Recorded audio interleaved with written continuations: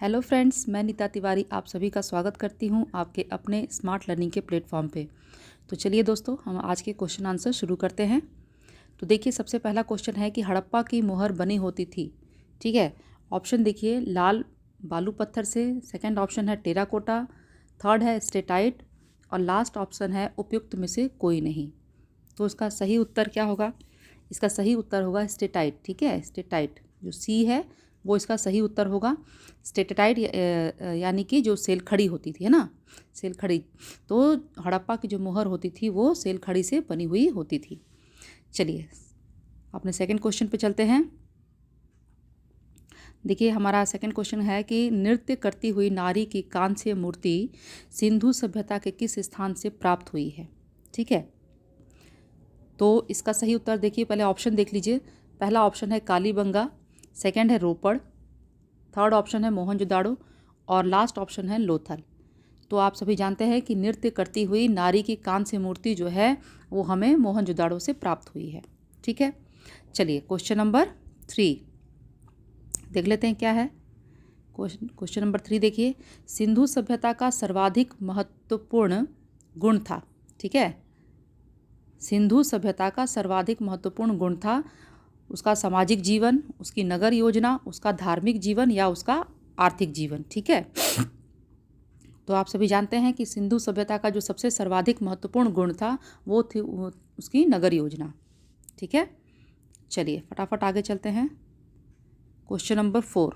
ठीक है, देखिए क्वेश्चन नंबर 4 क्या है कि चबूतरे पर अग्निकुंड प्राप्त हुआ है। ठीक है, चबूतरे पर अग्निकुंड हमें कहाँ से प्राप्त हुआ है? कालीबंगा, बनवाली, मोहनजोदाड़ो या उपयुक्त में से कोई नहीं। तो फ्रेंड्स, चबूतरे पर अग्निकुंड हमें कालीबंगा से प्राप्त हुआ है। ठीक है, कालीबंगा से हमें एक ही चबूतरे पर 7 अग्निकुंड प्राप्त हुए हैं। ठीक है, चलिए नेक्स्ट चलते हैं। नेक्स्ट देखिए, क्वेश्चन है कि हल चलाने का साक्ष्य हमें कहाँ से प्राप्त हुआ है? ठीक है, ऑप्शन देखिए, पहला है हड़प्पा, दूसरा है आलमगीरपुर, तीसरा है रोजड़ी और चौथा है कालीबंगा।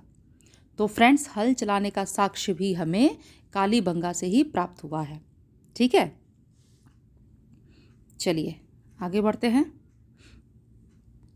ये तो हो गया, 2 बार हो गया है ये क्वेश्चन। ठीक है, चलिए आइए नेक्स्ट क्वेश्चन देखते हैं। Question number 6।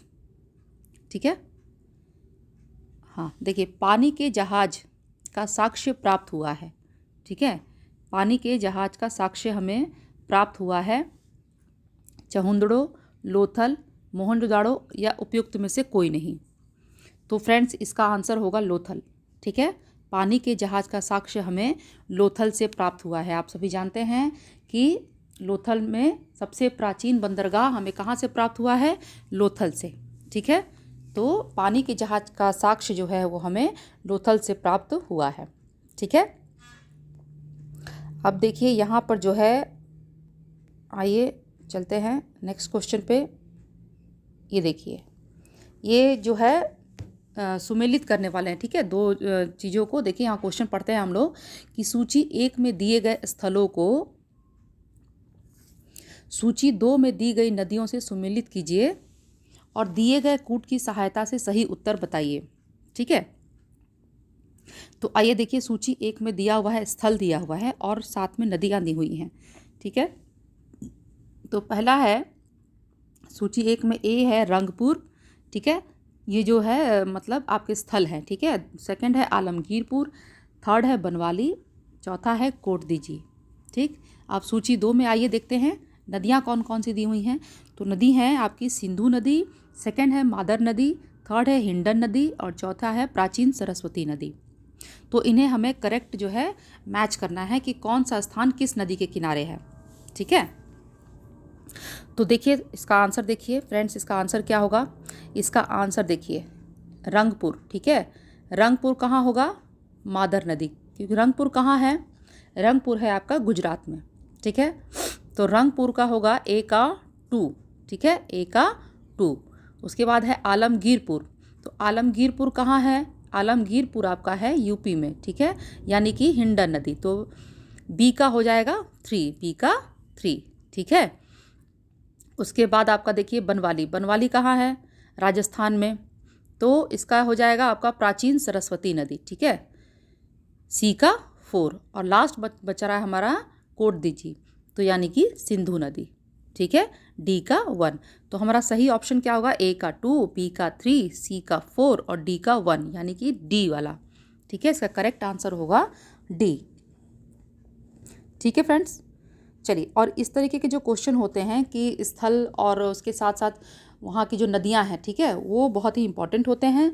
हमेशा ही ऐसे क्वेश्चंस आते हैं, तो आपको ऐसे क्वेश्चन के लिए हमेशा रेडी होना चाहिए और उसको अच्छे से याद रखना चाहिए, ठीक है। चलिए नेक्स्ट चलते हैं। नेक्स्ट क्वेश्चन देखिए, ये देखिए, अब देखिए यहाँ है कि सिंधु काल में विदेश से आयात की जाने वाली वस्तु को सुमेलित कीजिए। अब कौन कौन सी जो सिंधु काल में कौन कौन सी जो वस्तु थी जो विदेशों से आयात की जाती थी, ठीक है। तो सूची 1 में देखिए और सूची 2 में देखिए। सूची 1 में है, पहला है ए सोना, बी चांदी, सी तांबा, डी टीन। और सूची 2 में है ईरान, ठीक है, सेकंड है कर्नाटक, देन उसके बाद है अफ़गानिस्तान, उसके बाद है राजस्थान, ठीक है। तो आइए इसको देख लेते हैं क्या दिया हुआ है। तो आप इसको बताना है कि कौन सी चीज़ जो थी, कौन सी वस्तु कहाँ से मंगाई जाती थी। तो आप सभी जानते हैं सोना जो है वो कर्नाटक से मंगाया जाता था, ठीक है। सिंधु काल में सोना कर्नाटक से मंगाया जाता था।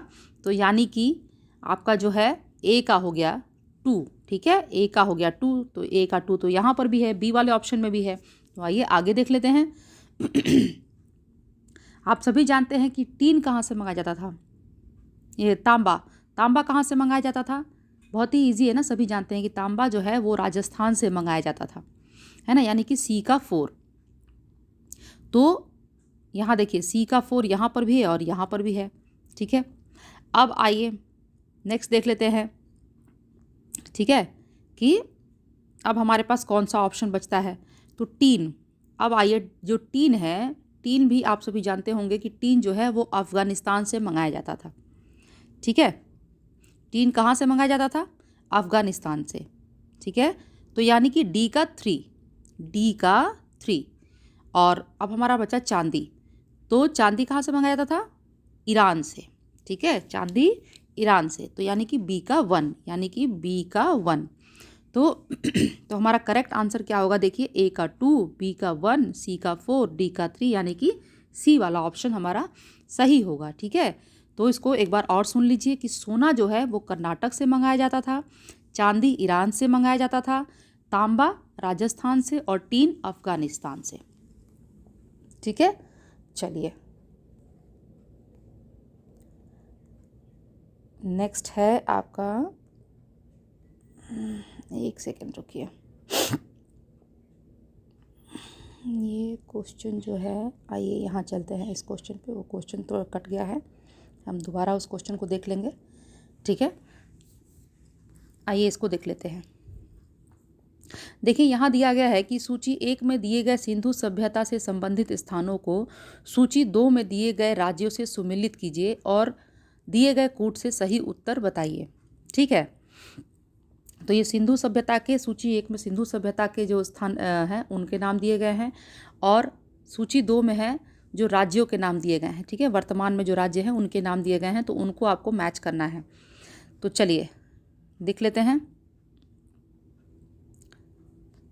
पहला सूची 1 में देखिए, पहला नाम है संघोल, दूसरा है डाबरकोट, तीसरा है कालीबंगा और चौथा है मिताथल, ठीक है। सूची 2 में देखिए कि बलूचिस्तान, 2 राजस्थान, 3 पंजाब, 4 उत्तर प्रदेश और 5 में है हरियाणा, ठीक है फ्रेंड्स। तो सबसे पहले आइए देख लेते हैं कि हमारा कौन सा कहाँ से होगा। तो जैसा आप सभी जानते होंगे कि जो मिताथल है वो कहाँ है? हरियाणा में, यानी कि डी का 5 हो जाएगा। तो डी का 5 यहाँ पर दिया हुआ है, दिया है ना।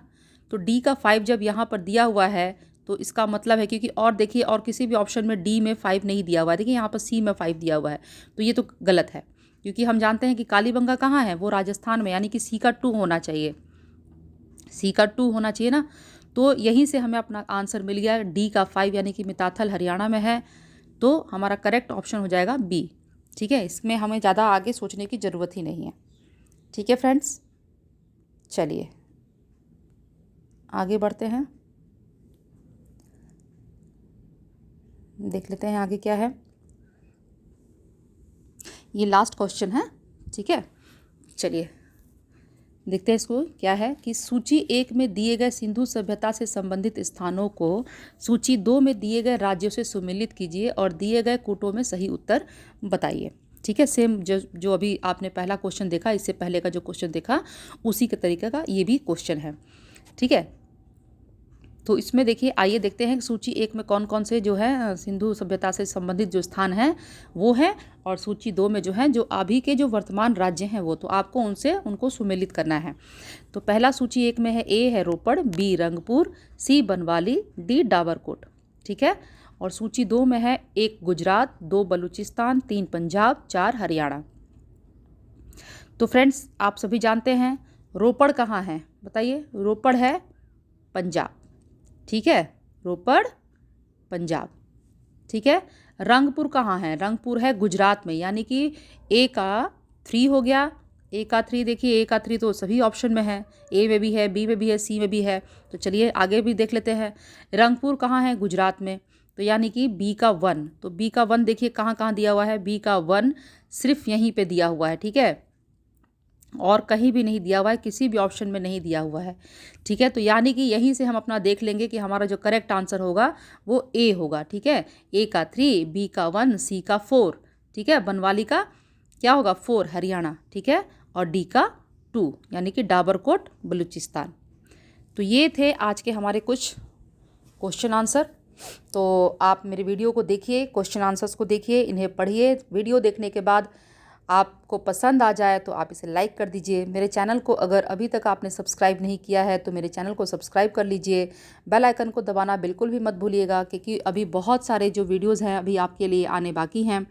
और फ्रेंड्स मेरे वीडियो को आप शेयर भी करिए, अपने कमेंट भी मुझे दीजिए। ठीक है फ्रेंड्स, चलिए फिर हम नेक्स्ट वीडियो में मिलेंगे। तब तक आप लोग अपना ख्याल रखिए, खुश रहिए, मुस्कुराते रहिए। Bye bye.